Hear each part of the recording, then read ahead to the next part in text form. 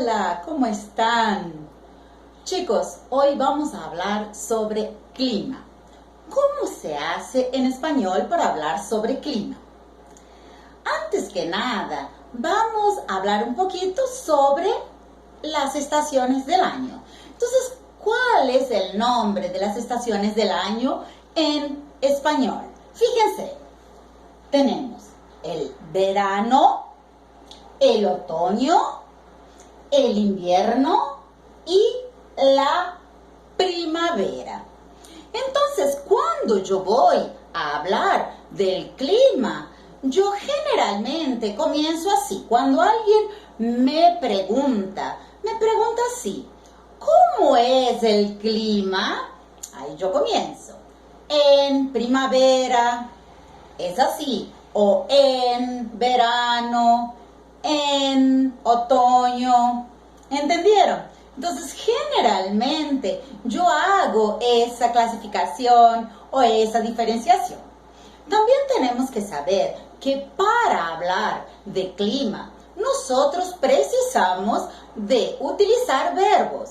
Los verbos, ellos siempre estarán conjugados en la tercera persona.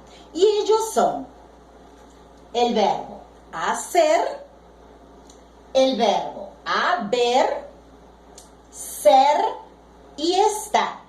¿Cómo se utilizan los verbos? El verbo hacer, él se utiliza en la forma de hacer. Haber, hay, de existencia. Ser, es. Y estar, está. Entonces vamos a ver cómo formularíamos las preguntas y las respuestas para hablar de clima. Entonces vamos a suponer que la primera pregunta es aquí. ¿Cómo es el clima en tu país?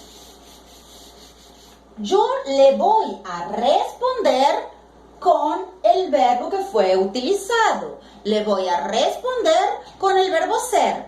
Entonces, ¿qué le voy a decir? Le voy a decir es. Lo voy a utilizar de una forma general. Entonces, puede ser tropical, puede ser frío, puede ser seco, puede ser cálido, puede ser húmedo. ¿Cierto? Entonces, aquí yo hice una descripción del clima de una forma general, porque lo está, fíjense, lo está describiendo con relación al país, puede ser a una región también. Ahora puede ser que la pregunta sea un poco más específica, la pregunta sea del momento, puede ser que sea de aquel día. Entonces ya va a cambiar la forma que fue formulada la pregunta. Va a ser, por ejemplo, con el verbo hacer y diga así, ¿qué tiempo? Y el verbo, ¿qué tiempo hace? Fíjense, ¿qué tiempo hace? Es una de las formas de preguntar por ese momento. O entonces, ¿cómo está el tiempo? O ¿cómo está el tiempo hoy? En esas preguntas ya estoy queriendo algo más detallado y específico del momento. Las respuestas ya van a cambiar los verbos con relación a la primera pregunta que nosotros respondimos. ¿Cómo van a ser las respuestas. Las respuestas pueden ser tanto con el verbo hacer, con el verbo estar. Fíjense, yo puedo decir hace. Recuerden el verbo hacer. Hace frío, hace calor, hace sol, hace viento.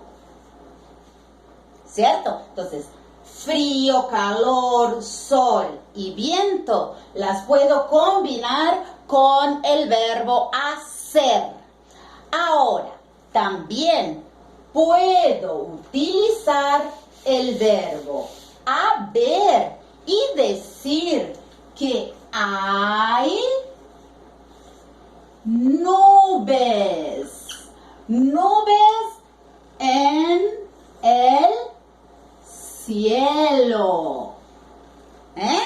O también puedo utilizar el verbo haber para decir que hay viento. ¿Cierto? También, si yo quiero, puedo utilizar el verbo estar y decir que está nublado. ¿Cierto?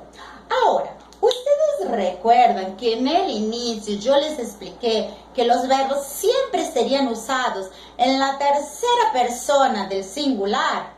Entonces vamos a suponer que también es una región donde nieva. Entonces yo puedo utilizar el verbo nevar. El verbo nevar lo voy a utilizar en la tercera persona y voy a decir nieva. Puede ser que precise el verbo llover y voy a decir llueve. ¿Sí? No los acompaño de ningún otro verbo. Directamente ellos pasan a estar conjugados en la tercera persona. Fácil, ¿no? Y ahora, díganme ustedes, ¿cómo está el clima en su ciudad? Bueno, hasta luego y gracias.